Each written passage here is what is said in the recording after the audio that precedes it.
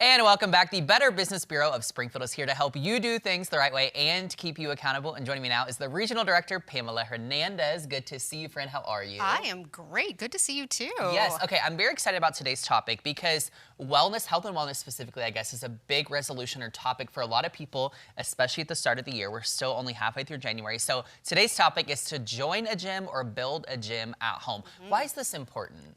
Well, you really want to set yourself up for success. Yeah. So, little backstory, I was a personal trainer for about 12 years. Wow, okay. So this is my time to shine. Yes, absolutely.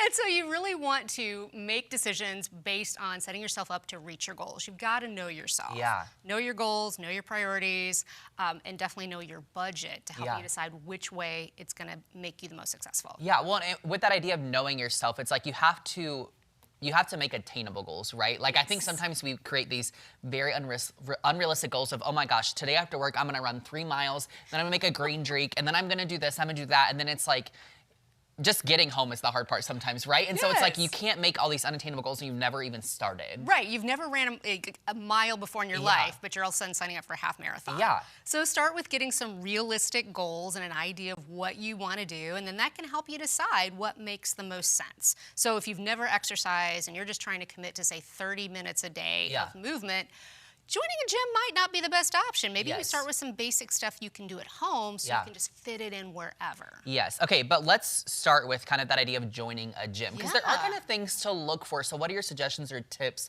as far as that goes? You know, start by asking for referrals. Talk to people that you know that work out. Where do they go? What do they like about it? What do they not like about it? Because everybody has different priorities. Sure. And then check out reviews. BBB.org is a great place to do that. Get information about the business. And that's going to help you narrow down your list. Yeah. And then once you narrow down the list, take the tour and ask about that free trial. It's January. You're going to be able to find some free trials out there. I was going to ask that too. Like, do you think that there is value in looking at the prices of these gym memberships? Because we see nowadays, at least in my experience, the price of gym memberships is going up and up and up, especially on where you're going. And so it's like, is it worth it for me as the consumer to spend $60 a month when, like, you know what I mean? Like, how do you think you decipher what makes the most sense for you as the individual? You know, you want to, again, take that tour. If you know your priorities, that's really going to help you. You know, but take that tour, look at what's available, see how comfortable you feel. Ask about the true cost. You know, it may seem like it's only $10 a month. $15 a month, but then is there an enrollment fee on top of that? Are there cancellation costs? Do you have to pay for extras? And then compare that against what could I do at home? What makes sense? Is there an online service?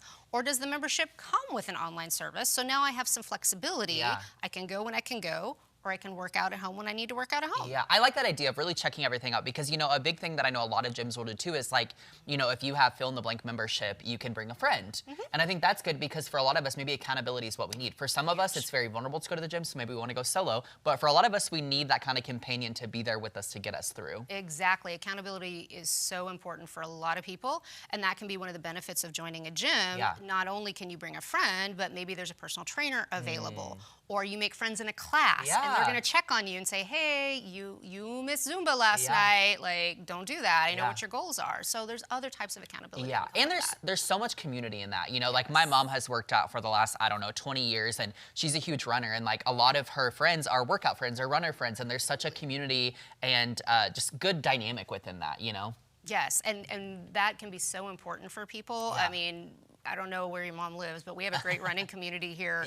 So you may not need to join a gym to find that community. Maybe you just need to invest in a good pair of running shoes and joining that running program.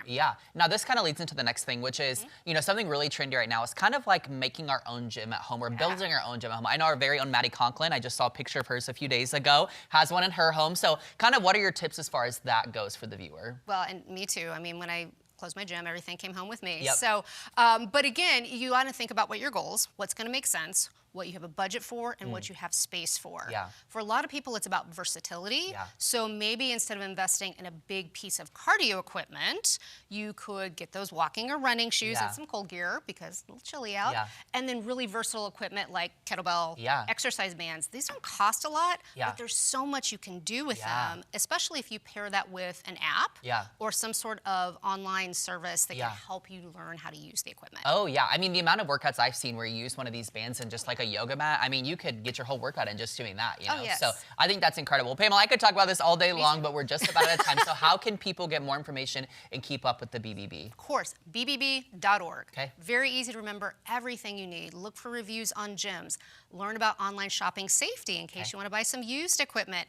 Everything there, bbb.org. All right, I love it. Pamela, thank you so much for being here. We love the BBB, and Unscripted will be right back. Stay with us.